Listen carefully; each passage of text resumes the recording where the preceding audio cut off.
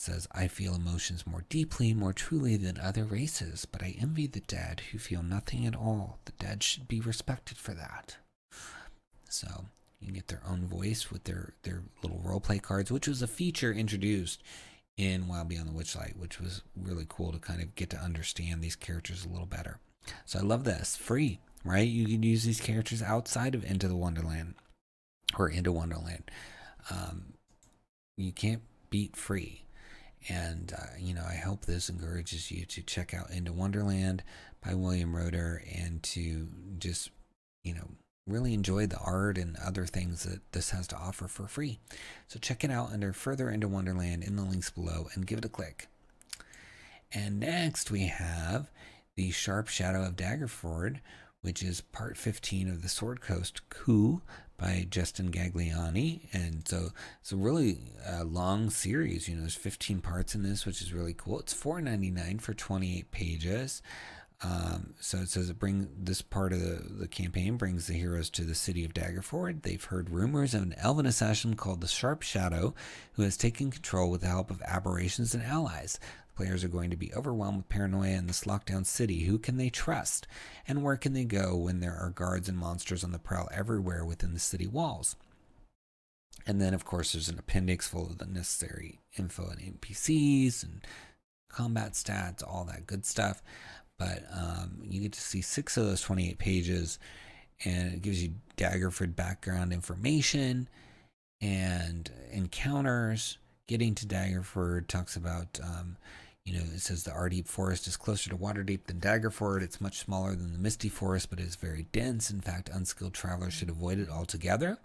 There are many ridges and steep gullies hidden in thick masses of vines and dense undergrowth. This forest may be small, but it holds many odd, interesting secrets to the past.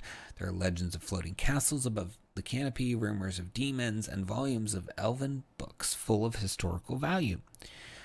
So, yeah, nicely written, kind of background, just lots of stuff. I mean, you're getting each part of this adventure. I mean, if each one is around 28 pages or so, you're going to get so much by the time you're done with the full campaign. And as usual, Justin has these really cool little encounter tables. And they're really big with lots of details. So I like that. So it says... let's find one here that looks interesting. It says, when players go to rest, actually, I started that wrong. Let's find one that we can see the whole thing. Okay, it says, a light rain finds you on this day of travel. It's cool to the touch, but there are warm breezes, and it's not too unpleasant given the circumstances. So as you travel through the mud beginning to cake to your boots, you come across an unusual sight. A brown bear, a fox, and a rabbit seem to be sitting around a tree stump engaging in conversation while playing a game. When you get a little closer, you discover that they're speaking common out loud to one another. These are awakened beasts, playing with a set of dice, using acorns instead of coins to place bets. The game is just called Rollies, and the rules couldn't be simpler. Highest number wins. They will offer to have anyone join, so long as you can get the acorns necessary to bet. It will require survival checks to find the acorns on the forest floor. While the players are searching for acorns, assuming they decide they want to play, then a retriever will single out and attack one of the players. If there are 4 players, roll a d4 to decide who the retriever target is. This construct is being controlled by Johanna Sionadel and has a specific target in mind. Its goal is to use its paralyzing beam and then plane shift to teleport back to Daggerford. This specific random encounter adds a very intense element to this adventure. After this table, there will be a quick section in the chance that this happens successfully. So, and it goes more into detail about where you can find the retriever. It's a Mordenkainen's Tome of Foes, and then it talks about the use of plane shift, etc. So very detailed. I really appreciate Justin's attention to detail with these things and how it's ongoing. I mean, a lot of writers, they'll do 1 or 2, maybe a trilogy, but to go for 16 parts, that's a lot. Well, actually, this is 15, but I'm guessing Justin is working on 16. So why not check it out and see what's going on? see if it can work for your table, see what some of the other titles are from Justin as well, by looking for it under Sharp Shadow of Daggerford in the links below and giving it a click.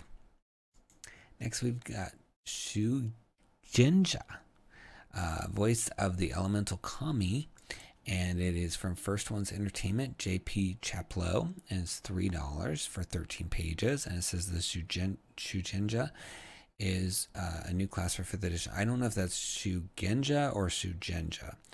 Anyway, wandering priests, traveling scholars, people of great wisdom and their ability to commune with the elements. The Shugenja is part wizard, part cleric, but neither yet completely different.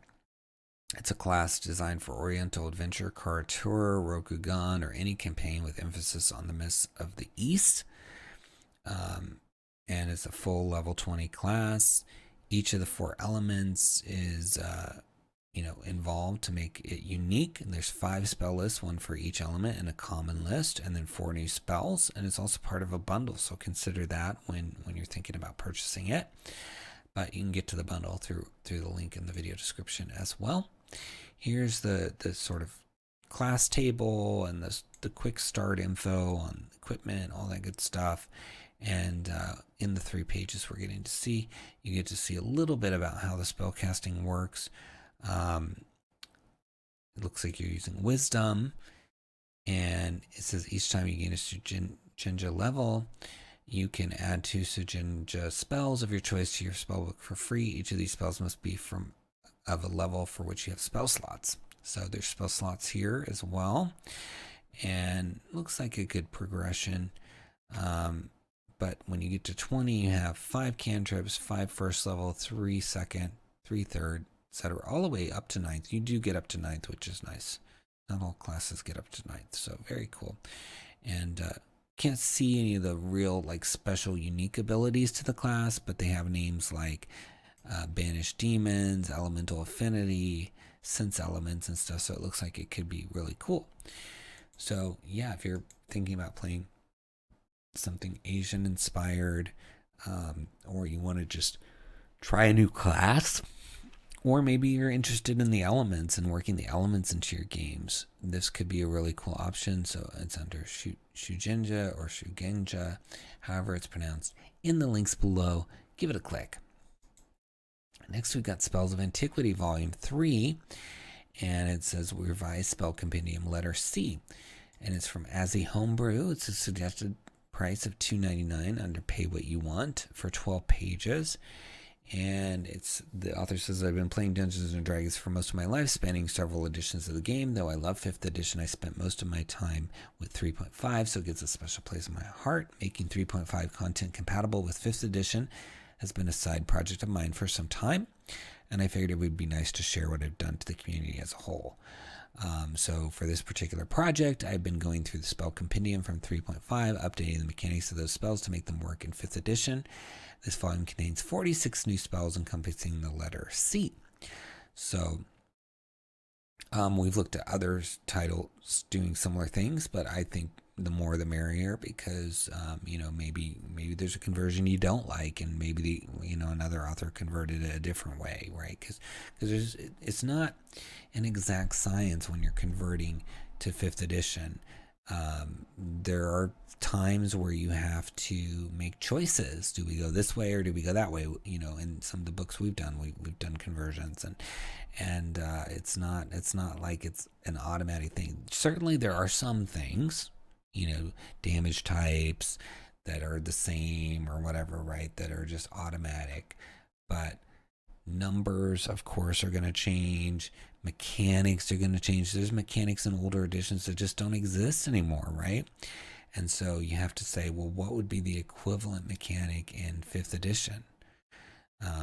Unless you want to try to bring that old mechanic back, which is also another option, So, but I love this artwork on the front. It's really fun.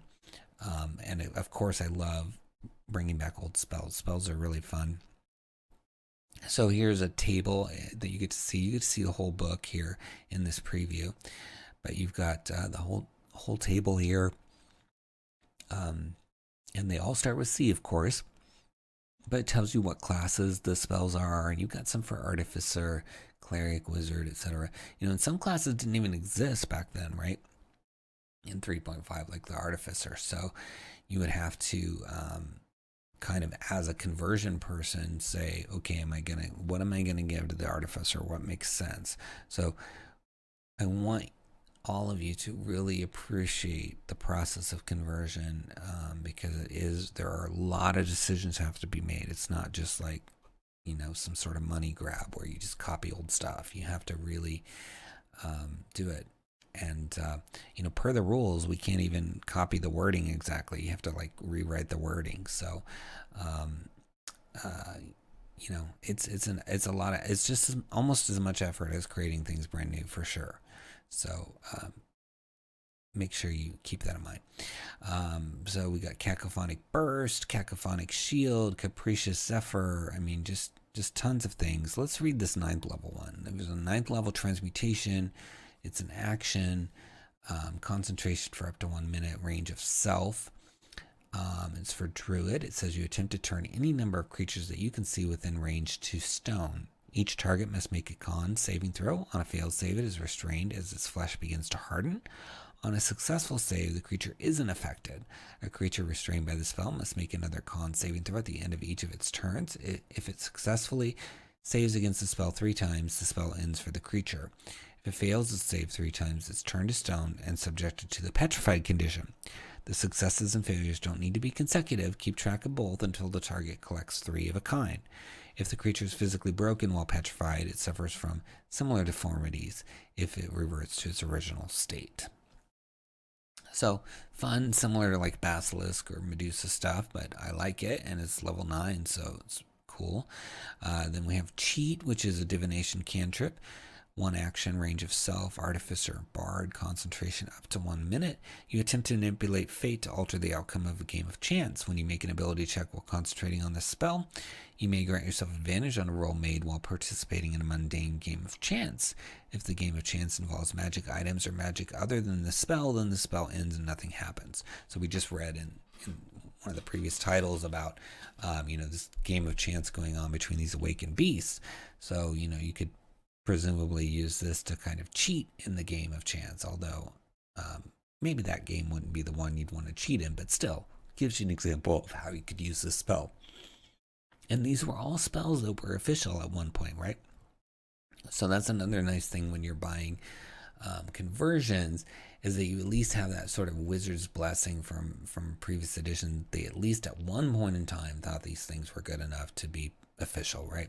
So like it a lot. Great price point, $2.99, or pay what you want. So check it in the video description links under Spells of Antiquity and give it a click. Next we have Sune's Tower of Amorphous Abominations, an ooze-themed adventure for Tier 2 play from Bastian Jacobs, $4.95 for 18 pages. And it says, you know, it's levels 5 to 10. And it's, you know, ooze themed. It can take about 8 to 12 hours to run in its entirety.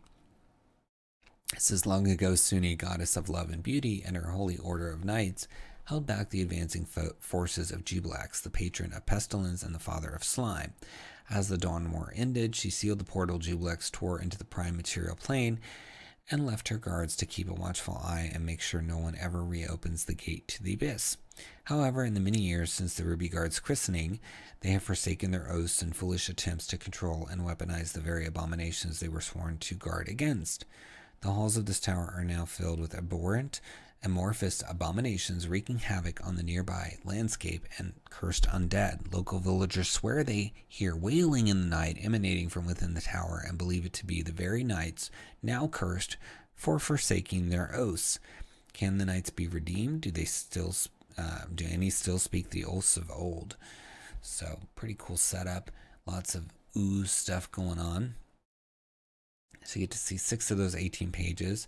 You've got hooks, adjusting the adventure background, and then all the neat points of interest that are numbered with this cool map of the tower. I like that it's got so many levels. Yeah, general features. So there are several ways this campaign can be introduced into your ongoing one. The party stumbles upon an abandoned tower. Locals claim that it's haunted, or the party is sent by the mayor of a nearby town that has been attacked by strange creatures that they have traced back to the tower. And then here's the info on adjusting. It's a nice little table helping you figure things out.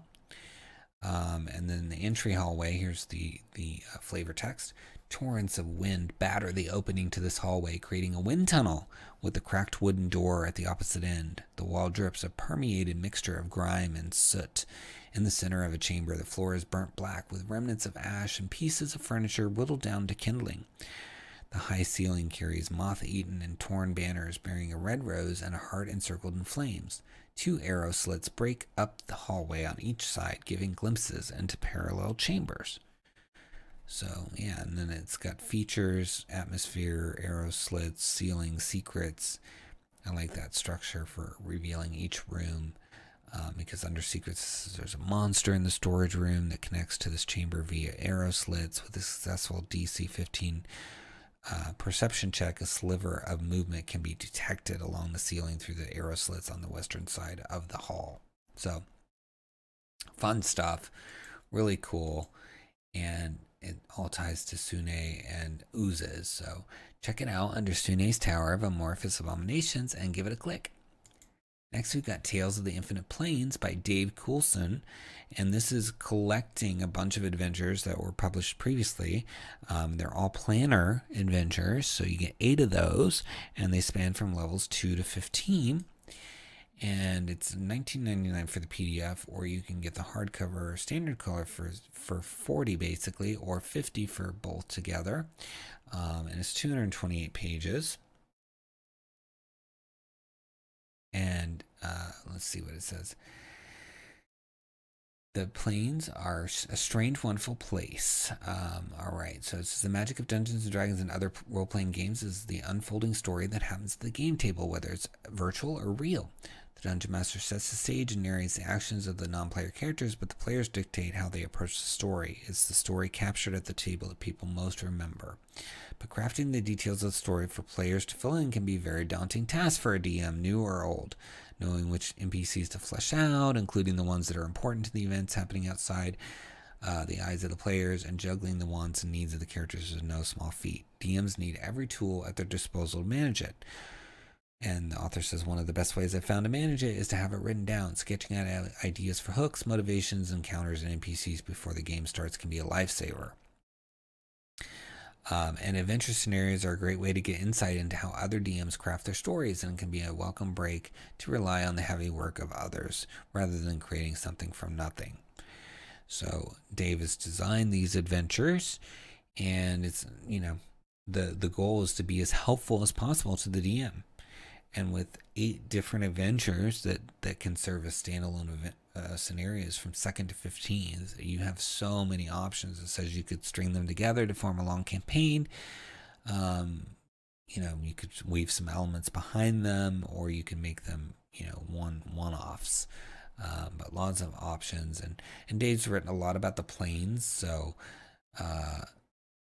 that makes Dave pretty, well-versed in planner stuff. So, good candidate to write about adventures there, right? So you got 59 pages that you can see out of the 228. So you've got this planner hub, the World Serpent Inn, and then all these different adventures. And this reminds me a lot of the Radiant Citadel thing that's coming out, right? So you can get this and tie the two together, and just have multiple hubs. Maybe there's a portal from the Radiant Citadel to the World Serpent Inn, or vice versa. So again, another timely book. And I don't know if you realize it or not, but there are very few print-on-demand titles on Dungeon Masters Guild. Like, very few. We're fortunate at Splinterverse Media to have one, and it's very, very few. I mean, if you find them in a store, it's just incredible, because there aren't tons and tons of copies of these things printed, right? So I'm always interested when there's a new print-on-demand title, because it's going to be pretty much rare if you get it printed. And I think there's probably about 100 available at most, if that, if you don't count all the Wizards reprints and stuff, right? But as far as community, third-party created content. I think there's about 100. So it's rare and exciting to me to have books that are rare. So think about that too. For this and any book we look at on DM's Guild that's print on demand. But you can see here, like, this is a level 2 adventure, level 3, level 5, level 7, etc., all the way up to 15. And then you got your monster stats, and goes through the adventure overviews. And then it talks about the World Serpent Inn, which we'll read about in just a minute. But yeah, I mean, just scrolling through, you can see all this just fun artwork and detail, really nice layout. Lots of flavor text for the adventures. Cool table here, random encounters, jobs. There's some maps. Yeah, all kinds of good stuff. So I saw Corvair in there. So it's going to connect to some of the other worlds in the material plane. So let's read this World Serpent Inn stuff. It says, Planner Hub and source of endless adventure. Welcome, traveler. I'm 𝘽𝙤𝙀𝙀, and the World Serpent Inn is here to serve. My bar is fully stocked with the most exotic ales and liquors from across the multiverse, and the kitchen serves only the finest foods available. Rooms are available to rent if you need to relax as well. Take a seat anywhere, and one of the servers will attend to you shortly. A few rules of note. Don't go through doors here unless you're prepared for what's on the other side. Don't pick fights unless you can finish them. And if you cause any damage, you'll have to answer to the owner. Enjoy your stay. So, it says the multiverse is filled with mysteries and wonders defying easy explanation, including strange weather patterns, unusual gravity shifts, and even the complete bending of time and space to fit some unknown purpose. Many planes stretch out in all directions for an infinite distance, but many have a recognizable center and edge. Planes border each other in strange ways, and hidden paths and tunnels crisscross the multiverse like rat warrens. Among all these wonders, one of the strangest and least understood is a tavern sitting at the center of it all. It is known as the World Serpent Inn, and it creates an interplanar hub connecting many known and unknown worlds. It is run by 𝘽𝙤𝙀𝙀, an enigmatic though jovial figure, but he refers to the inn's owner as a separate entity. So, again, this is going to be very similar to Radiant Citadel, and I think that'd be great to have another hub. You know, get in on this now, start learning about it, and then when you get the Radiant Citadel, you can pair them together, blend them together, whatever you want to do. But I think it's a lot of exciting options, and again, this, you know, getting this standard color book hardcover is exciting because there's so few of those. Definitely cool. So look for it under Tales of the Infinite Planes in the links below and give it a click. Next we have this Quiet Road, Book 1 and 2. It's a solo game book for Dungeons & Dragons by Dan Harris. It's $9. It says, is it too long until your next gaming session, or are you an always DM and want to try playing a character, or maybe you're starting a new campaign at level 3 and want to have a little backstory and adventure for your character? Whatever the reason, the Quiet Road offers hours of adventure and combat where all you need is a first level character and some dice.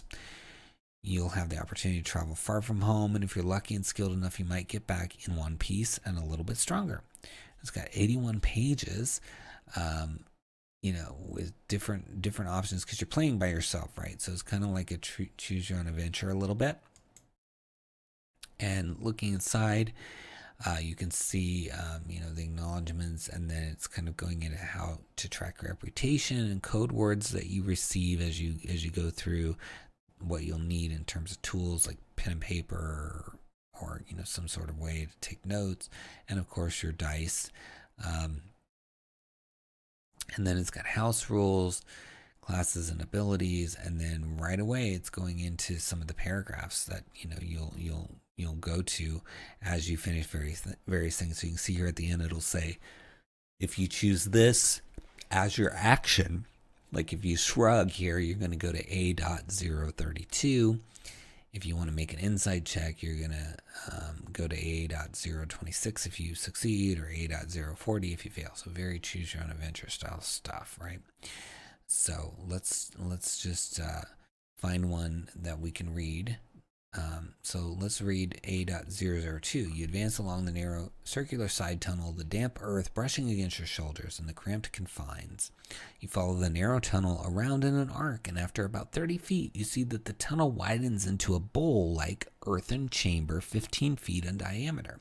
The light shines brightly into the chamber, illuminating 2 sleeping giant rats. The light awakens them instantly. They snarl and leap at you with yellow fangs flashing. If somehow you can see in total darkness and are not using a light, you surprise the giant rats and may act before initiative is rolled. Go to encounter 𝙎𝙘𝙧𝙧𝙧.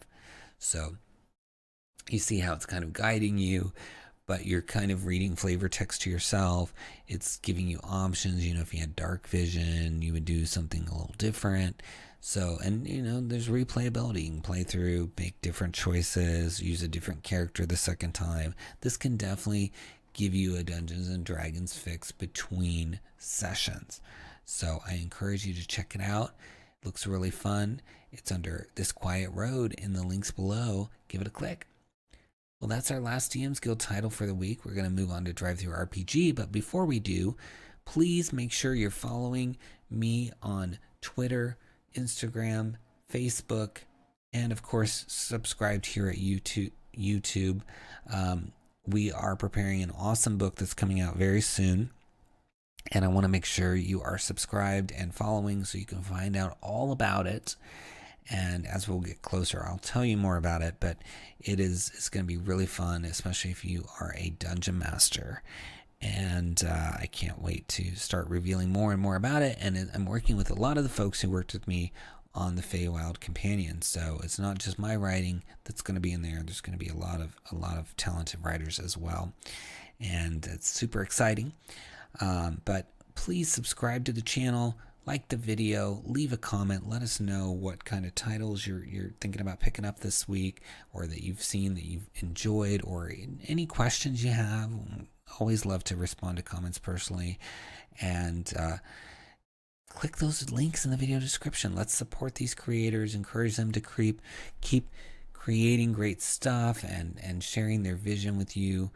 I get inspired every week looking at all the cool stuff they've come up with, and we want to make sure they keep doing that. And of course, if you click any of those links and make any purchase, you're going to be helping the channel with the affiliate program. So if you plan to shop on DM's Guild or DriveThruRPG, if you could, always click one of our links first. That's huge, because we get a little bit out of that then we can use to fund our books as well.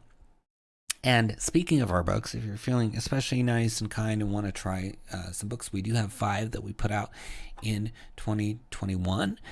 We have the Feywild Companion, which is a print-on-demand and digital title on DM's Guild, and it's all about the Feywild. It's got adventures, encounters, subclasses, spells. I mean, just literally everything Feywild is in that book. Monsters, magic items, it's all there, and it's over 150 pages, and there's a ton of tokens and VTT maps along with it. Then you've got the Fizban's Vault of Draconic Secrets, which ties nicely with Fizban's Treasury of Dragons. It's got a dragon-themed subclass for every single class. It's got magic items, horde magic items, adventure hooks, trinkets, a familiar, really fun dragon stuff that I if you like dragons at all, I think you're gonna just be tickled looking through just even the art in it. So check that out. And then we've got Van Richten's Librum of Lineages, devoted all to lineages. That's all that's in there is lineages. That new mechanic introduced in Van Richten's Guide to Ravenloft. And there's 4 really cool conflict-themed lineages to really give you that innate conflict in your character to start with and really role play. And it works with any setting. And then it's also got advice for the DM on dealing with this new concept of lineages. And then we've got Secrets of the Draugr, which is all about this race that's a combination of the Duergar and the Drow. And that kind of works itself out in mysterious ways. They have these gods that are birds that they worship, and they've got this method of fortune telling called feather reading that you can actually do on the table if you want in your game. All kinds of stuff there. And then we've got Potions Unlocked, which is over 100 pages of potion goodness, everything from potion locations, vendors, and of course, unique potions, each with their own short story. And I'm not talking like just a paragraph. I'm talking multiple paragraphs, almost like a page worth of story about the origin of these potions, so that you can work that right into your vendors talking about the potion, or you can turn that into a one-shot, or whatever you want to do, because they're pretty fun. I had the best time writing those, really coming up with all the different angles and making sure every single one of the stories was different and connecting some of them together. And since that's a OGL SRD product, it's got a lot of Splinterverse Media IP in it, so that stuff's going to recur in some of the books, future books and stuff. So it's good to get in on that one and kind of get to know some of the locations and things that are coming in future books from Splinterverse Media as well. But that's 2021. We've got more planned for 2022. So like I said, make sure you follow me so you can keep up with all that and see what we're up to. Plus, we have tons of free content, including these exclusive discounts every week throughout the week for you to enjoy on those channels. So now let's go on to DriveThruRPG and see what titles await us there this week. Our first drive-thru title this week is Adventures Await by Benjamin Palmer, and it's 40 compatible 5th edition adventures. And that's just a lot of one-shots in one book. It says, set in the world of Arden, these adventures vary from level 1 to level 15 and offer complete experiences set in the depths of the jungle, beneath the canopies of the great forest, among the dunes of the empty lands, and atop the frozen tundra of the Isle of Frostmarch, among other fantastical locations. And it says it's lore rich with 40 new monsters and 37 new magic items. And there's countless villains and monstrous beings travel the plains and make allies with those you encounter as you fight to keep the people of Arden safe from harm. It's $29.99, 279 pages. And you can see just a ton of adventures here. And, normally I like this title a lot because normally you hear adventure awaits or adventurers, await or whatever. But this is adventures await. So it's a nice play on that phrase that you normally see. And the company name is even Adventures Await Studios. So it's pretty cool. Let's look inside. So the full-size preview was not working, but we can see from this page through that they've got some fun artwork. You can see they've got some flavor text, maps. So these aren't bare bones adventures, and they look really fun, and just 40 of them. I mean, just to have this on hand, you need to fill a gap. Somebody's missing the session, so you need to roll up new characters real fast and do a separate thing, or you want something to fill in between, when you haven't had time to prep. 40 different options in one book is going to be really handy to have to just pull that in. And with the artwork and maps, etc., really, really cool. So I think you should check it out in the links below under Adventures Await. Give it a click. Next we have a Terra Redo Zine issue number 2, Monsters. And it's for 5th edition Fate and others. I think we looked at issue 1. And it's from Meldar 16. It's only $1 for the PDF, or you can get a black and white book for $4.99, or the combo for that same price, 28 pages, and author Melanie C. Green. And it includes illustrations, descriptions, and stats. And what's awesome about this, and I remember from looking at the first one, is that it's got 3 different RPG systems. So whether you play 5th edition Fate or Mazes, it's got the stats for these monsters for all 3 systems, which I always love that. And here's issue 1 down here if you're interested. All right, so looking inside, you get to see 6 pages, and they've got the full stat block here with all the 5th edition stuff. And then down here is the mazes and fate information. So this is the extra information, or the only information you need for mazes. I'm not sure, I haven't played that. And then the extra stuff for fate down here as well. So you can see it's not like it's all commingled together, getting in each other's way. They've done a careful job here to make sure that you get, sort of your 5th edition stat block here, and then the other stuff is sort of separated so that it's not too unwieldy. And then they've got the description of the monster with some artwork and this cute little size chart showing you, okay, in comparison to a dragon, this is how big this thing is, which I think is helpful. And then, you just goes through several of these monsters with the different stats and the information on it. And this one looks like even has a layer, because you've got the layer actions, little map of it, isometric map of it, as well as a cutaway map, which is nice. So let's read a little bit here about Lady Arachne. It says, once the head of the prominent house Lydian, Lady Arachne was a strong and beloved leader. Her younger sister Araya grew jealous of Arachne's power and set in motion a plan of betrayal. The demon 𝙤𝙬𝙧𝙬𝙧 heard Araya's desperate pleas and offered her a deal. Araya would gain all of her sister's wealth and power if she would kill Arachne and give her body to 𝙤𝙬𝙧𝙬. Luring Arachne to a small cave on the outskirts of their family's land, Araya strangled her sister. Arachne's body was left to rot on the cave's damp floor. The demon 𝙤𝙬𝙧𝙬 revived Arachne, leaving the memory of her sister's betrayal fresh in her mind. 𝙤𝙬𝙧𝙬's hateful essence twisted the young woman's body into something strange and frightening. Arachne's limbs slowly began to unravel into a silky web that crawled and expanded away from her body. The webs ensnared anything in their path, draining away the life force inside. The more the web spread, so did the hate inside Arachne. Being fully aware of the horror done to her, she flourished into a dark, bloodthirsty creature who seeks out any sign of life to snuff out. So very interesting backstory. I like how it's kind of like an ancient Greek myth or something, where there's this sort of familial crime and then something happens as a result of that. But that's just one. We just read one, and there's a whole layer involved in that one. And, like I said, there's 8 in here for just $1, and you're getting all those extra stats for those other systems. So I think this is a really good value for sure. Check it out under A Terra Redo in the links below and give it a click.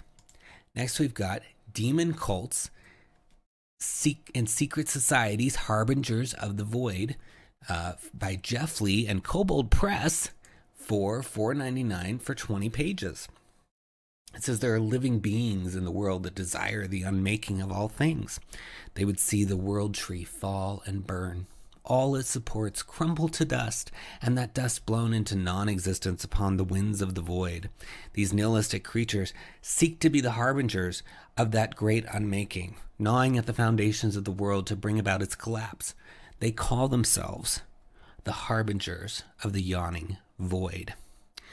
And so it's a 20-page glimpse into this secretive group and reveals many of the plots, goals, and methods of this void-bound cult. Discover their leaders, their minions, and their magic, including 3 annihilation-bound NPCs, such as the Infiltrator, the Void-bound Warlock, and the Witness, fully illustrated. 6 new spells and magic items, including the Litany of Destruction, the Ravager's Axe, and the strange potion called the Wisp of the Void. A complete set of plot, schemes, and campaign elements from level 1 to 15. That's a wide range, which is nice.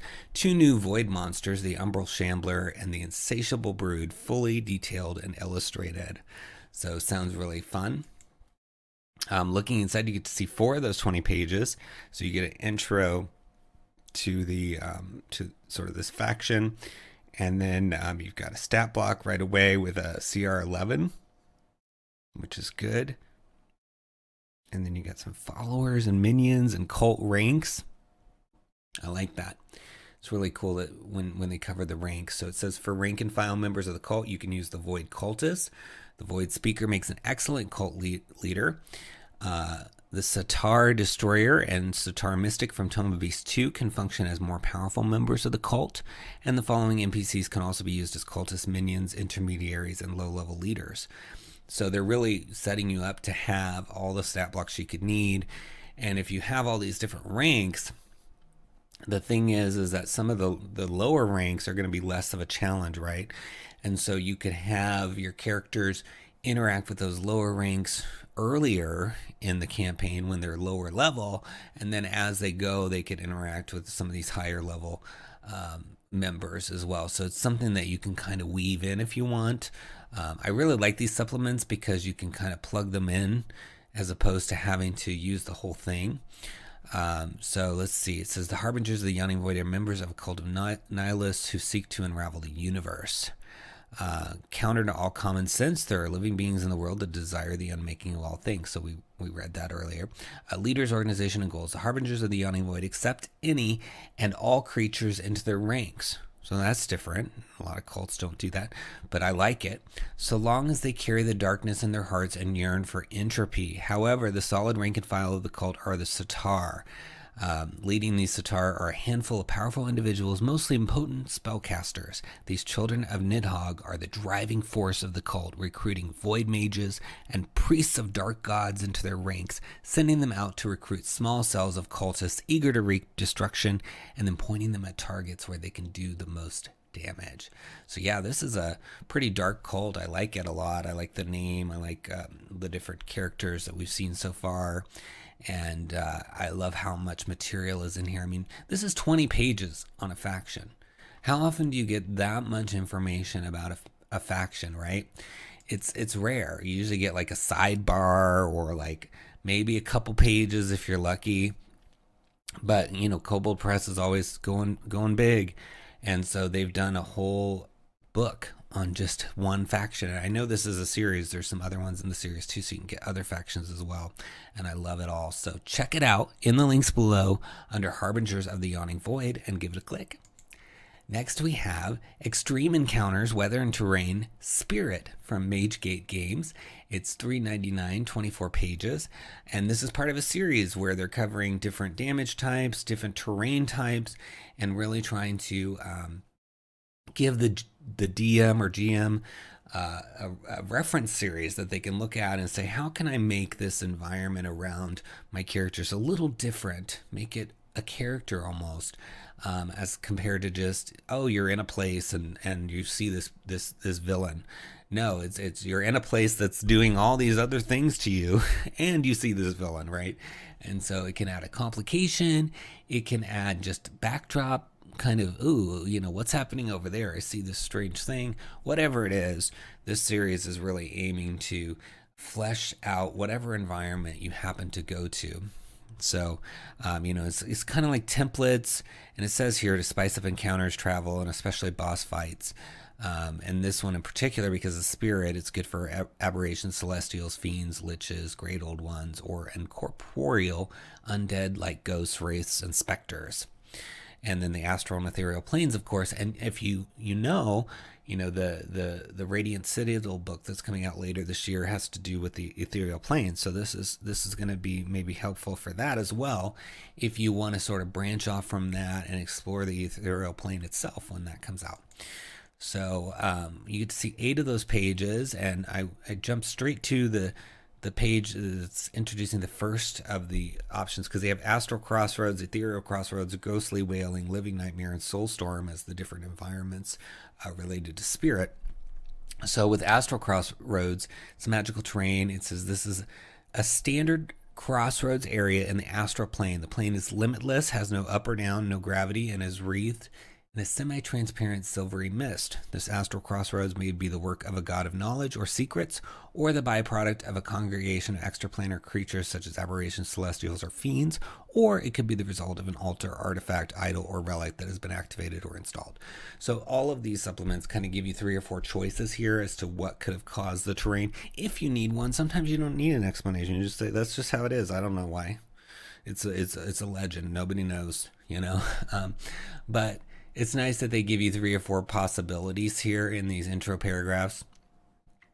And then it goes into the various different things that would be happening in the area. So one of the things is astral fatigue. This terrain deals 1 point of psychic damage to all living creatures unfamiliar with astral travel for every minute they remain inside. For every 10 minutes, they must make a con saving throw. If they fail, they suffer 1 level of exhaustion. Creatures with resistance to psychic damage are immune, etc. And then you've got all necromancy magic has its DC reduced by -2 or -2. In addition, its range is halved. This is because the astral plane has very little in common with the material plane, and its inhabitants are not flesh and blood, but astral projections whose physical body, if any, is on another plane. So again, trying to use mechanics to represent some of the different aspects of planes. You know, I think it's important if you take your characters to a plane other than the material to really make it seem like they went somewhere else. You know, I've done this in some of my books, is just trying to really make it feel like a wholly other place. And this series, I think, can help you do that. Even if you don't use every single little thing they have listed in here, even if you just take one like that astral fatigue, and you just tell people, hey, it's, you know, while you're here, you're going to be taking this damage. It's going to make it feel not like they're just on a path or just in the forest again. You know, it's going to be something different. So check it out under Extreme Encounters, Weather and Terrain Spirit in the links below and give it a click.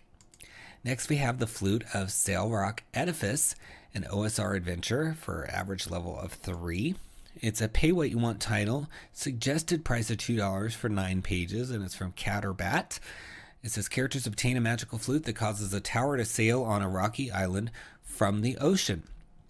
There's a lot of filthy lucre inside, but much of it is bulky, brittle, puzzling, or dangerous. When the tower starts sailing off, the player characters will need to devise a plan to get the treasure out before the tower leaves for good. And it says it's designed to be run without prep. And it says this is what is likely to happen. The player characters stumble upon a secret chamber and find a magical flute. A wall painting depicts the flute causing a treasure-filled tower to rise from the sea. Dare you enter my magical realm? When and if the flute is played at the seaside or lakeshore, the tower comes sailing on a tiny island of rock, plowing through the seafloor, and stops 200 yards from the shore. There's quite a bit of treasure, some prohibitively bulky, some extremely fragile, some puzzling, some dangerous. About 30 in-game minutes later, the tower starts sailing back into the sea. The island carrying the tower will magically cover 90 miles a day until it's thousands of miles away from the shore. Players may want to concoct and execute plans to get the lucre out of the tower. And so all kinds of things going on with this floating tower, and you can see you get to see the whole book in the preview, and you can see it's kind of in a landscape format, which I thought was interesting.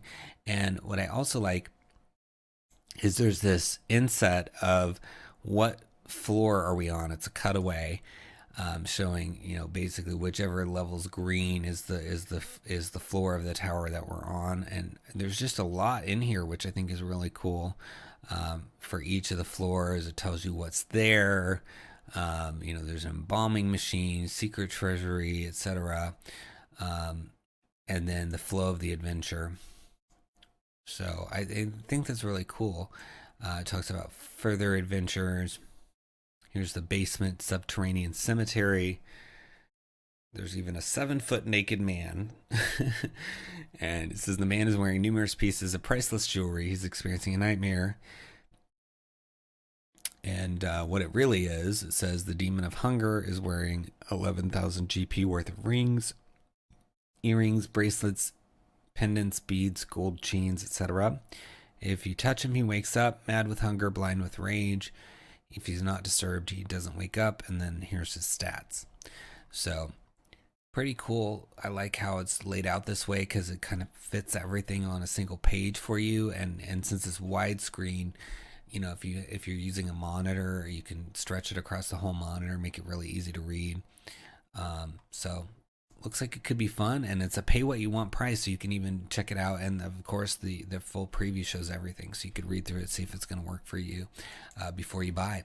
But look for it in the links below under Flute of Sailroc Edifice and give it a click. Next we have the Fruit of Untash Kumis, a pair of 5th edition adventures for level 1 to 4 characters from Menagerie Press. $8.99 for the PDF, or $13.99 for the softcover, or $14.99 for the combo. 30 pages, author William Murakami Brundage. It says a classic double adventure. The Fruit of Untash features a forgotten pyramid, and Kumis has the adventurers delivering an enchanted brew to the Solstice Festival. And those sound fun. And then you can see inside there's 15 pages in the preview. So you've got your table of contents, kind of all the parts of the adventure with some fun artwork, and there's the introduction to the adventure. So yeah, you get to see half of the book in here, which is pretty cool, at least half of it. with 15 out of 30 pages. I think they might be two separate files, so this might be one whole adventure. Yeah, this is Kumis. Okay, so there's two separate files. One is the Fruit of Untash, and then the other one is Kumis. And so this free preview lets you look at the whole Kumis adventure, so you can see, if you like that adventure, and then if you do, you can buy it and get this and the other one. And it's cool that they have print on demand as well. I think that's awesome. So let's zoom in here and read some of the early information. So here are the hooks to draw the characters into working as caravan guards. Homeward bound, one of the heroes may have family ties in Zenbul or Durzu, which involves the Kumis delivery. Mercenaries, the adventurers may be looking for coin or adventure, and so hire on as caravan guards. And that's just two of the three they have. And then they have some information on water striders and fermented Kumis. But it looks like the abandoned way station is the first point of interest. Numbered point here. It says a lookout camp has been raided and the scouts were taken prisoner by orcs. And then the flavor text says a platform floats in the middle of a wide, still pool, pointing at a ramshackle structure. Riss says, "This is a lookout point and rest stop." In the distance, miles away, a thin tendril of smoke drifts from a fire. So that kind of starts you off, right? You're seeing this kind of piecemeal structure. You've got this NPC telling you a little bit about it, and you see just a little smoke. So I like how moody that is, and just gives you a hint of things. Sometimes you read the flavor text and it's like every single corner of the space is described, and it's good. It's just maybe overdoes it. So I like this sort of just a hint of what's coming and what's going on. And I think water striders could be really cool too. Let's see if we can read just a smidgen about water striders here. It says water striders are large-sized insects and look like their minuscule counterparts. The water striders were magically created by wetlands druids several years ago and have proven invaluable in traveling the byways of the shellac bog. The water striders perch atop the water, their 6 thin legs barely touching the surface. The water striders' ability to skim atop the still water is magically augmented, but the water striders can only travel across a still surface. They can also move slowly across dry land. So that's good. Yeah, I like that. Seems really really cool. Yeah, this looks like a really cool adventure. I think that getting 2 for this price and being able to get the print on demand is exciting. To me, I always like to have both the print on demand and the digital, because sometimes I want to just curl up and read a book and flip through something, especially if I was DMing. I think I would enjoy prepping a little bit that way, and then having digital to copy paste out of, or to like zoom in and on my screen, if I was DMing. So very nice. Like this a lot. Check it out under Fruit of Untash and Kumis and give it a click. Next we have Lady Balthazar from 𝙤𝙤𝙬𝙧𝙬𝙀, and it's a suggested price of $1 on Pay What You Want for 9 pages. It says the mother of the free city of Adashar's ruler loves to acquire and use power, manipulative, plotting, easily offended, and prone to holding lifetime grudges.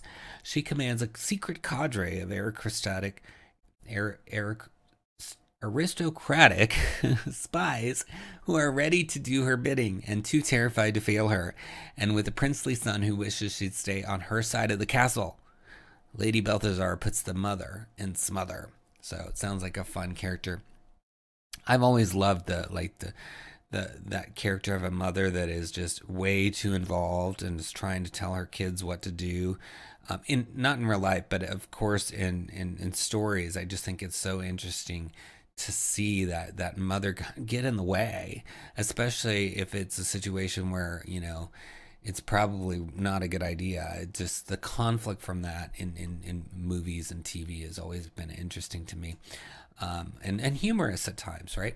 So you've got, this book is 9 pages. You get to see all of it. And this is part of, the ongoing Free City of Adashar they're doing the drip releases where each week you get a little bit about the setting, so that eventually if you get them all, you kind of have the complete picture, and it allows you to absorb each week a little bit about the setting so that your retention of it is potentially better. So I skipped right ahead to the page where it starts talking about her.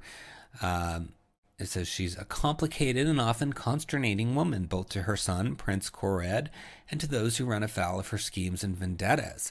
A renowned beauty in her youth and still striking in her middle years, Lady 𝙁𝙤 is the daughter of an impoverished but ancient noble house of the Caliph Valley, which long ago sold its remaining rural acres and retreated to its villa in the free city of Adashar.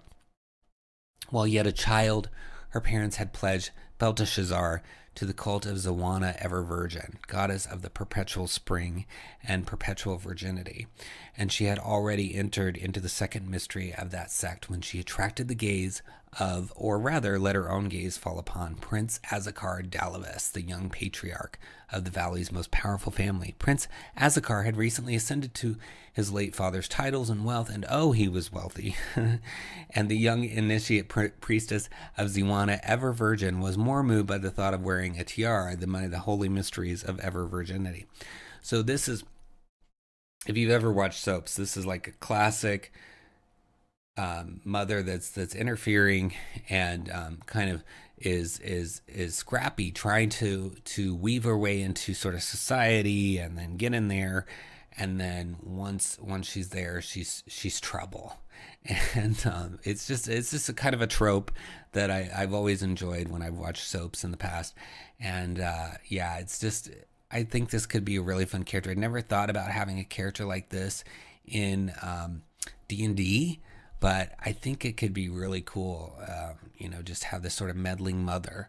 And, it's one thing to sort of get yourself somewhere, by deceit and all that stuff. But then once you're there, to just sort of act like, the ruler of it all, and that your way is the only way it's just adding insult to injury. And it just could be such a great story opportunity. So I'm enjoying these releases because you get the stat blocks of the characters like Lady 𝙁𝙤𝙗𝙗, and then you get, this is 3 full pages on this NPC. We talked earlier about, how much information do you normally get on a faction? Well, here, how much information do you normally get on a NPC? Maybe 3-4 paragraphs, maybe a little card. But here, this is a whole book dedicated to it, and pages of details, right? In addition to some, beginner information about the setting, because this is a drip strategy to sort of get you into the setting so that eventually you're really interested in the full free city of Adashar and that you have all that knowledge. But I like it. Look for it under Lady 𝙁𝙤𝙗𝙗 in the links below and give it a click. Next, we have Legendary Inquisitors from Legendary Games. Is for Pathfinder First Edition by Margarita Tramontano, Andrew J. Gibson, and Aaron Hollingsworth. And it's $9.99 for 52 pages. It says Legendary Inquisitors is the latest volume in our series of player-focused supplements, offering unorthodox options for the sternest of spellcasters. Enforcers of the Church, Inquisitors are divine agents acting as judge, jury, and executioner in fantasy settings where multiple gods and religious factions struggle for power. Already established as one of the coolest classes in the game, this new supplement offers even more ways for the Inquisitor to execute their grim duties. In this book, we offer an abundant variety of new options to customize your character for the role they must fulfill, with inspiration drawn from history, fantasy, and etymology. These new options include 8 inquisitorial offices, powerful alternatives to judgment, 5 inquisitions, 26 archetypes, 11 feats, 6 spells, mythic rules, the Inquisitor Cleric Doctrine for Pathfinder 2nd Edition, as well as a wide assortment of other options that thematically and mechanically cover your righteous role-playing needs. Bring judgment to your enemies and let holy or unholy justice be done upon them in this amazing supplement. So, sounds fun. Looking inside, you get to see 5 of those 52 pages. So it goes into some alternate features, Office of Condemnation, various offices with some beautiful artwork as usual from Legendary Games. Nice layout as well. So let's read about the alternate class features. Archetypes are a fun and practical way to personalize your character, but they don't always stack with one another. You may lose the opportunity to create a very flavorful and amazing combo just because both archetypes you like alter weapon proficiencies or replace stern gaze. Alternate class features, on the other hand, can be thought of as mini archetypes, replacing only one thing, and so open the door to nearly infinite combinations. Each one of the distinctive Inquisitor class abilities can be replaced this way by multiple options to create a character that's unique in every sense. As always, just try to build something that makes sense and is balanced, and remember that your GM has the last word about what is admitted at the game table. So Inquisitorial Office's Judgment is the signature ability of the Inquisitor class and is very versatile and thematic class feature. However, members of the historical Holy Office were more than just judges. They covered many roles, from the censure of prohibited knowledge to detecting secrets and betrayals within the church to the research and execution of witches. The new Inquisitorial Offices presented below can replace the standard Office of Judgment, composed of Judgment, Second Judgment, Third Judgment, Slayer, and True Judgment. The Sanctified Slayer archetype may also be considered an Inquisitorial Office. And then it goes into some of those, like Office of Condemnation. Inquisitors who serve in this office are taught that all their enemies are guilty of something and are thus deserving of condemnation. So, and then there's all kinds, Office of Pardons, Office of Scriptures. Yeah, I like all the different options. I mean, the Inquisitor sounds like a really fun class. I haven't played Pathfinder, so I don't know, but I think it sounds like it could be really fun. Even looking at this artwork, you can just get ideas of what they're up to, and it seems like a character that would generally be very rigid about their beliefs, so that could be really fun to roleplay. Anyway, check it out under Legendary Inquisitors in the links below and give it a click. Next, we have Lunar Signal Lost from Night Owl Odysseys, and it looks like Brave New Worlds as well is involved in this. And it says, when a Lunar Research 1 facility suddenly goes dark out in the void of the astral plane, the automated failsafe sends out a distress beacon with a final plea for help. Travel to the facility and purge it before the contamination spreads beyond their walls. Will you brave the arcane research facility on the edge of the outer planes and Lunar Signal Lost? So you've got this booklet, then you've got these cards that show you all the items, then you've got all various tokens, you've got the map, you've got music, and it's average party level of 9. So very cool. And you can see, I mean, look at these maps, they're really cool. And then when you put those tokens on top, I mean, it just looks stunning. And you're getting all this. There's even a little video down here. So 4 new monsters, custom battle map, 3 new magic items, and 2 musical tracks. So it's a lot of stuff covering a lot of different areas for only $4. I mean, you can reuse these tokens. You can probably reuse the items, the maps. I mean, a lot of reusability. Even the music, of course, can be reused for things. So $4 is well spent here because you're going to get so many things. I mean, this map can be used over and over, right? And I really appreciate that it's the full experience, the audio, the visual, and the mental part of things as well. So I think you should look for it in the links below under Lunar Signal Lost and give it a click. Next, we have The Stormy Wedding, a magnificent mythologies adventure by Bashir Goose and it's from Realm Warp Media, $5.95. And it says, it's an effort by the Foundation for Inclusivity in Gaming to bring BIPOC and marginalized culture into the mainstream and provide them with publishing support. It airs regularly on Twitch. So I don't know if you pronounce that BIPOC or BIPOC. I've never actually said it out loud. I've seen it many times, but I've never said it, so I don't know. So I apologize if I said it wrong. The Stormy Wedding is a one-shot adventure balanced for 4 5th to 6th level characters and is written and designed by Bashir Goose, an Indian TTRPG designer, bringing heavy influences of his culture to the adventure. After receiving an invitation to a local wedding and rehearsal dinner, the party can't seem to have a day off, even for something as celebratory as a wedding.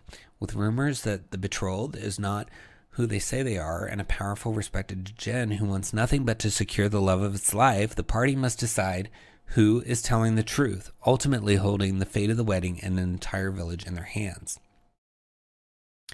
So it says it's an adventure of love gone wrong and love and endurers tied together, with epic combat, investigative opportunities, and the chance for characters to celebrate through amazing roleplay.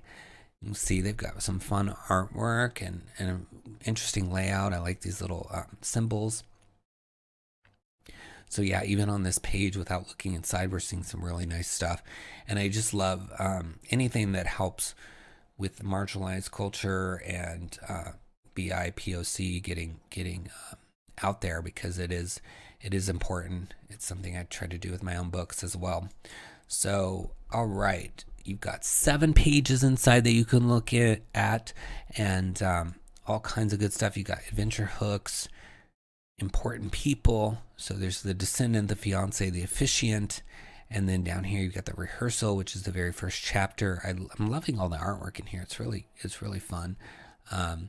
And then of course the wedding itself. So very cool. Let's read a little bit about the adventure hooks. It says the following are suggestions for how to incorporate this adventure into your larger campaign. The first one is security. The party is hired to provide security for the wedding and has been invited to the rehearsal dinner to identify any threats or potential weaknesses in the wedding site. Another option is, can I take your order? The adventurers need some extra cash and are hired as part of the catering staff at the wedding. They may be doing the cooking, but are more likely acting as the wait staff. And that's just 2 of the 3 options. The NPC at the heart of the love triangle is a descendant of the town's original founder and the new love interest of the 𝙭𝙤𝙀. They've developed a platonic relationship with the 𝙭𝙀𝙀 and views them as a guardian, but the 𝙭𝙀𝙀 wants to marry the descendant. And then it gives you some name suggestions. It's nice that they're giving you different names as opposed to forcing names on you. And what I also really love is that they've got male, female, and non-binary suggestions for all 3. So if you want to have, 2 non-binary characters marry, or 2 males, 2 females, or male and female, or female and non-binary, whatever combination you want, you can have it, because they've given you various name suggestions as well as, the indication of gender there. So really fun. And let's read this introduction to the Crashers, Chapter 2. It says, brave heroes, may the heavens rain blessings down upon you. You have unraveled the bonds that held me in that minuscule prison. I return to this once lovely village, which my mystical and physical might created, with some help from others. I have been battling the demons of a broken heart for more than a century. Who could have known I was to find love anew? But the heavens smiled upon my shattered heart, and before me I saw the eternal beauty of my love's visage embodied in their descendant. Alas, before I could declare my intentions, my beloved was bewitched by a scoundrel of a sorcerer. I confronted the scurrilous deceiver, only to be trapped within the abyssal vessel from which you have finally liberated me. You must help me to stop this abomination of a wedding. I dare not confront them directly in my weakened state. But if I could, with your magnanimous help, pull the sorcerer's scales from the eyes of all those present, I would reveal myself and end this farce of a wedding. You must help me in this, and when my beloved and I are wed, you shall be the true heroes of this age. You will be showered with gifts and accolades for decades to come. So fun little 𝙭𝙀𝙀 character to play and read, and I like the sort of enthusiasm that character exhibits here. I can see DMs having a lot of fun role playing this, and there's just so much flexibility here with the different characters and the adventure hooks. So, and it supports inclusivity, which I think is just critical in the modern age, and something that I do as well with my books, because we got to do it. All right, so here is the Stormy Wedding. I think you should check it out. Support this. Let the publishers know that you're for inclusivity as well, and give it a purchase. All right, check it out. Stormy Wedding in the links below. Give it a click. All right, next we have Moss Reaver Cave. It is for character levels 2 to 4, and it is from GM Gene, $4.99 for I'm not sure how many pages. And it says, Reduce, reuse, recycle the dead. Moss Reaver Cave is an adventure designed by Gene. Fight through an undead gauntlet as you navigate an abandoned graveyard taken back by the earth and protected by an unseen guardian. This tale from the sages of Eo is one of the druid's fight to protect his grove from the forces of chaos. But does he realize the extent of the chaos his actions have caused? If you like what you see and want more, or would like to support our future work, please consider becoming a patron. So they have a patron situation as well. Cool. All right. Looking inside, you have 5 pages. There's the Moss Reaver Cave intro here, and you've got the background, and then some suggested hooks, and then the original hook for Sagas of Eo, and then it goes into the environment, the descent, and then all the numbered locations. And there's something called animated routes, which is a little stat block for you, and some tables you can roll for some random encounters as well. So let's go read some of the hooks here. It says, reporting for duty, a notice posted near the front door of a tavern frequented by adventurers is written by the mayor of Queensbridge, calling on those able and willing to investigate a problem with the town cemetery. Something has disturbed the quiet peace in the area surrounding it, and a rogue necromancer is suspected to be the cause. Now you have, O brother, where art thou? Met on the road by a disheveled and sickly woman, she introduces herself as Altana Ross, a member of the Coven of the Cycle, a druidic order that specializes in decay and rebirth. She's concerned with one of their brothers, Hostis, who has not been heard from in some time. His last known activity was to excavate an old subterranean grove rumored to have been under the Queensbridge Cemetery. So those two are very different options, super detailed, which I like, and I could really see use for those even outside of this, because, you know, remember with really well-written hooks, if you end up using one with your table, you can always use the other ones with that same table and just have it lead to a different adventure, even one of your own creation. So I always love well-written hooks for the reusability of them and just the inspiration of them. But this looks fun. There's a really cool layout and lots of information, including some random encounters and stuff. So very, very cool. So check it out under Moss Reaver Cave in the links below and give it a click. Next, we have Rescue at Berylfork Mine, a deep delving adventure from Virtual Tabletop Journey, or VTT Journey. It's for 5th level, and it's $6.99 for 20 pages, but it's also going to give you a lot of VTT stuff. It says it even has support for Tailspire VTT system. And it says a recent earthquake has caused untold damage to the Berylfork Mine, and desperate families need to know the fate of their loved ones.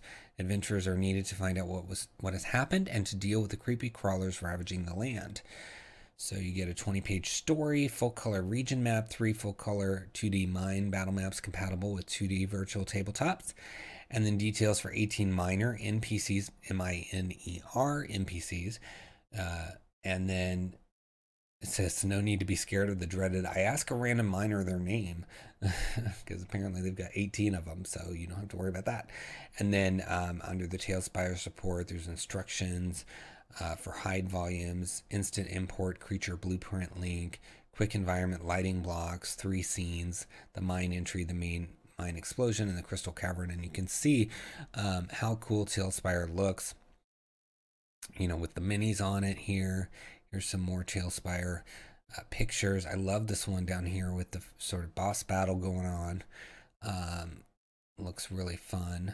So, you know, it's a whole new world. We've got all this VTT stuff, and Tailspire is, you know, giving you that 3D experience, and I'm here for it. I think that's cool. And I just wanted to show a little bit of the inside. So you've got a book that comes with it as well. So you get some, you know, region maps, and then background on everything.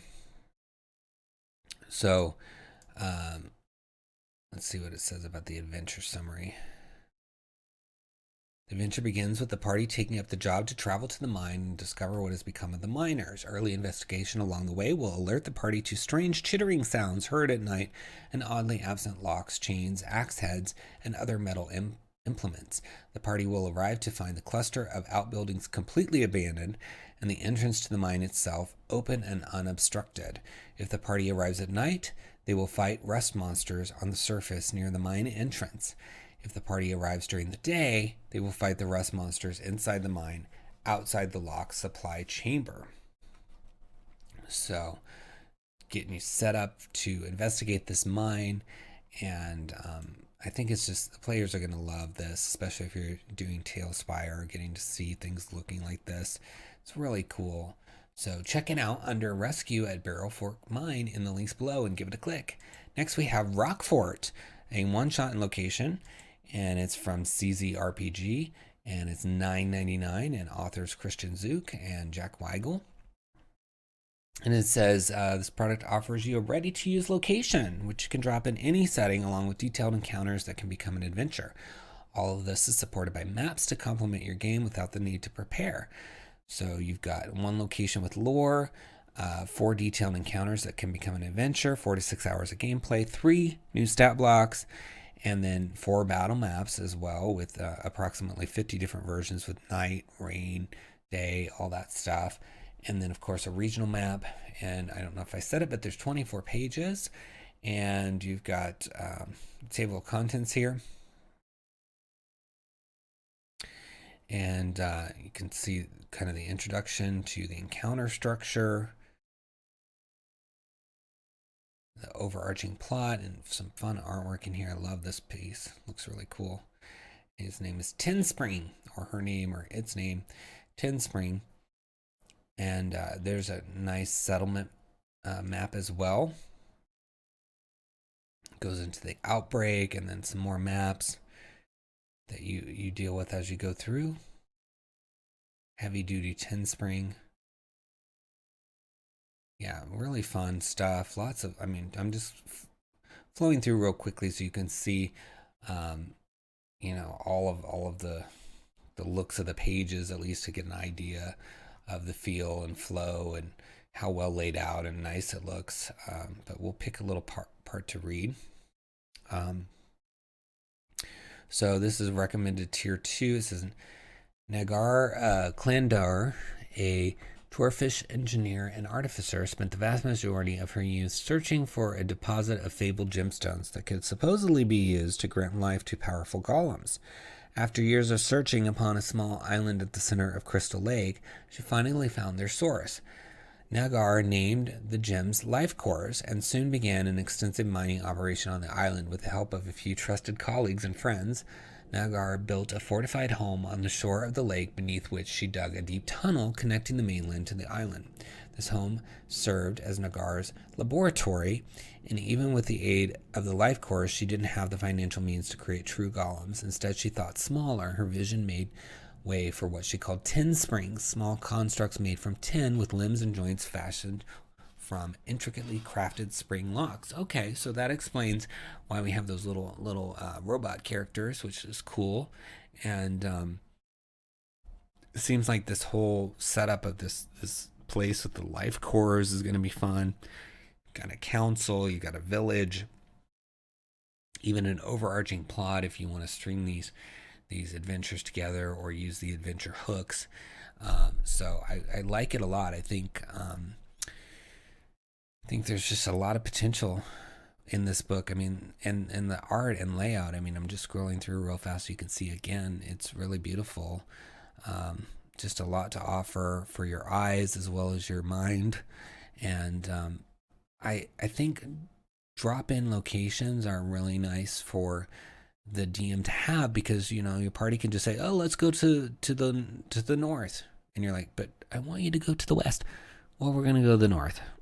And it's like, oh, I don't have anything developed up there. Well, you know, they sort of you could just plop Rockfort right there, and then okay, you end up at a place called Rockfort, and then you just use this, get it ready to go, and you have your story. So I like that. I love supplements like this that can just kind of weave in wherever. So check it out under Rockfort in the links below and give it a click. Next we've got Shotglass Rounds Volume 1, and it's a bunch of adventures, one-shot adventures for 5th edition and OSR, and it's $30 for the PDF. Hardcover is $35, and the combo is $45. So some really good prices for that hardcover. It's 160 pages, and it says 10 one-shots. So it's the first 10 adventures in the Shotglass Rounds series. They're 5th edition and OSR, and they're flexible, convenient, supercharged, in a compact package with 10 rounds of adventure, 21 new monsters, 22 magic items. So it looks really cool. You can see some photos of the pages in person and how nice it looks on the shelf next to other books. I always love that, seeing pictures of the printed books.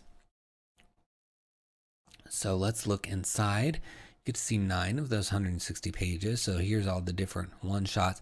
And it's got a 10th level, 5th level, 3rd level, 2nd, 1st, 7th, 9th, 8th, 4th, 6th. So that's a wide range. Pretty much one for almost every level there. So you can really enjoy having an assortment to queue up. I mean, your party, you just never know what level they're going to be. Maybe they leveled faster than you thought, right? You're like, oh gosh. So either you have to go tweak everything, or you can just do a fill-in adventure, right? And books like this are really helpful for that. But yeah, you can see there's some nice artwork. You've got this fun map down here. Yeah, these are not going to be boring to look at for sure. You can see all kinds of good information. And then it talks about how to use it with OSR books and, the conversion. So it's nice to get both of those in one book as well. So this one's called The One That Got Away. The air is thick with the acrid stench of sulfur. The gate behind you crackles with mystical energy as your companions emerge. Finally, the static from the charged particles disperses and the portal is silent as the grave, although it still glows with a pulsing otherworldly blue light. The air is clouded with a choking, sulfurous fog limiting your vision.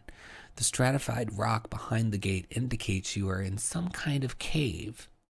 Footsteps echo as something approaches through the fog. So what could it be? It says, what's going on? The PCs have magically transported via an interplanar gate to the plane of abyss known as the 𝙤𝙤. And then it talks about more about the 𝙤𝙤. And it's left up to you how the PCs enter the opening portal. And it gives you some ideas. But there's various things like the sulfurous clouds smell foully and make the PCs choke and spit. When PC looks into the acid pool, it reflects only the surroundings, not the PC's face. The sky can't be seen because of yellow miasma of the constant fog-like clouds. There is no day or night cycle, just an eternal state of ennui. So, super, super fun idea of this portal and something creeping through it at you. And that's just one. I mean, like I said, they've all these levels for you. Everything from 1st to 10th in here. And there's 10 different adventures. So it looks like they've got one for 1 through 10, basically. And so that's really helpful. And you can also use it with OSR. And you can get a hardback. And you can get the combo. I mean, there's just lots of options. It's exciting. Can you tell I'm excited? Anyway, check it out under Shotglass Rounds and the links below. Give it a click. Next, we have Speak with Animals, Animal Companions 1 from Orphaned Bookworm Productions. It's $1.99 from Connor Bates. And it adds 12 new animal stat blocks and easy-to-use companion stat blocks for use with the 5th edition of the well-known role-playing system. And let's see what we've got in here. So we've got coyote, dire corgi, dire fox, dire raccoon, fossa, giant hamster, giant porcupine, harpy eagle. I mean, just goes on and on. All kinds of little animals. So here's the coyote, and because you're going to see 5 of the 26 pages, and then you've got a dire corgi. Okay, corgis are adorable to begin with, but then you have a dire one. That's exciting. So let's read a little bit about that. The stocky but large canine lets out a low growl of warning. This larger version of the domestic corgi typically live and work in halfling communities. They are trained for riding and combat instead of herding. Oh, that's adorable. And we've got all the information. And then the companion reference as above, except they get armor class change. The hit points changed based on the caregiver, and then you've got various changes to saving throws, etc. So very cool. I like having more companions. Everything here looks fun. You know, you've got giant porcupines, dire raccoons, maned wolves, scythe horns, hamsters, even giant hamsters. You know, where else are you going to find that? So check it out under Speak with Animals in the links below and give it a click. Next, we have the Stranger, a Wasteland Wanderer. And it looks so cool with this cover. I think it's just really fun. It jumped out at me instantly when I saw it.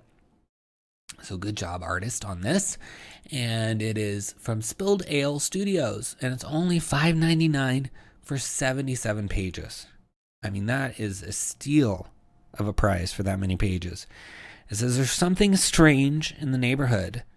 Some wastelands are weirder than others. Alien visitations, dimensional rifts opening the way for interdimensional horrors, travelers from a far-flung future, ghostly manifestations, all these and more are possible in the wilder wasteland worlds. Wastelanders who are exposed to such forces or events are often changed by them, gaining forbidden knowledge and inexplicable powers. They become strangers. So, very cool. I love that.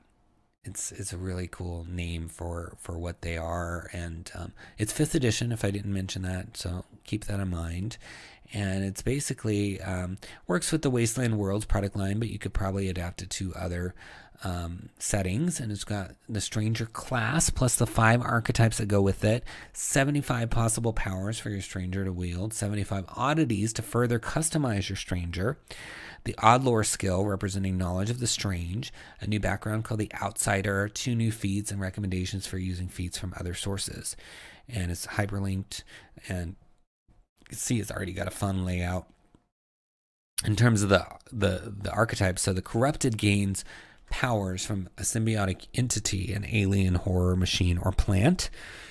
And the Gizmo operator has come into possession of a gizmo, an impossibly advanced device of unknown origin. And that's just a couple. There's more. There's the Mathomancer, Remembrancer, and the Warp Weaver. So lots to see.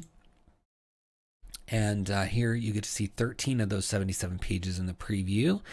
And it gives you an intro, all the contents, and then it talks about the classes of Stranger here with the class features. It looks really cool with all the art and the layout as well. It seems like it'd be visually really interesting to read. So let's see here. Let's read a little bit about the class if we can here. It says, why be a stranger? Pick a stranger if you want to harness weird and otherworldly powers or utilize extraordinarily inexplicable technology, be unusual or be perhaps unique, even by the standard of the wasteland, strike fear and occasional admiration in the hearts of others. So a stranger is born with or has stumbled upon incredible power beyond the understanding of even the smartest minds in a wasteland, or even the greatest thinkers of a pre-apocalyptic society. That power might take the form of psionic abilities or the ability to truly comprehend and to tweak the rules that govern reality. It might be the ability to wield strange energies seeping in from rifts to another dimension, or the abilities granted to you by a symbiotic parasite. It might even come to you in the form of technology from an alien world or even the future, sufficiently advanced to appear almost as magical even by the already weird standards of the wasteland. Whether the source of your strangeness, I just cannot read today. Whatever the source of your strangeness, openly wielding your powers immediately marks you as special and perhaps dangerous. For this reason, many strangers choose to limit contact with others. But strangers are often very loyal comrades to any person willing to befriend them. And then you've got all these features. Let's see. Lonely anonymity. Your unusual nature makes it difficult to blend in, and you have become used to self-reliance. You have expertise in intimidation and survival. Let's see. Living with your strangeness gives you a window into the other weird secrets the wasteland holds, and you acquire knowledge and insights into mysteries that mundane folk could never understand. You're proficient in odd lore, a unique skill described here. So odd lore is an optional skill which can be introduced into any campaign set in a wasteland where inexplicable, seemingly fantastical events occur. It should definitely exist in any setting in which the stranger class is allowed. In which case, a decision needs to be made about whether odd lore is unique to the stranger class or if characters belonging to other classes can pick up this esoteric knowledge. If you're proficient in odd lore, you can make an odd lore check to determine whether you know anything about an alien creature, and also horrors of supernatural origin, unnatural environment, bizarre hazard, or other stuff. So very fun. I like the name odd lore.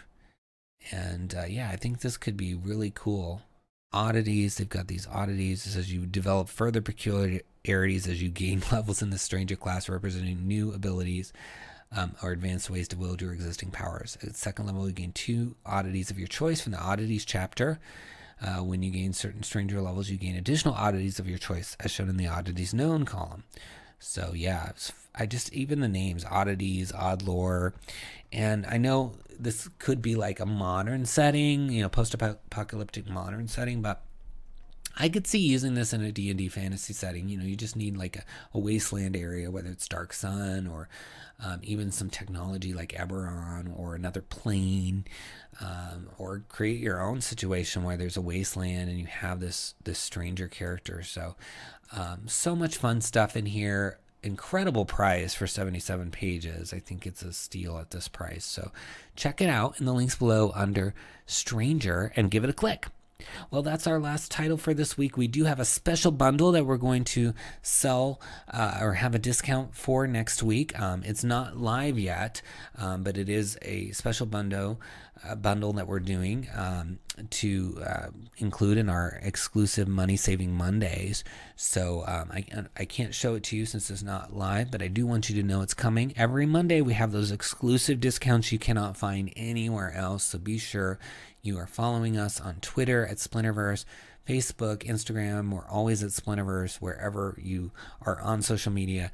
And like I said, we're given those exclusive discounts on Monday, trinkets on Tuesday, Wondrous Wednesdays, Thoughtful Thursdays, and then of course Fresh Fridays with this video series. So something every day of the work week for you.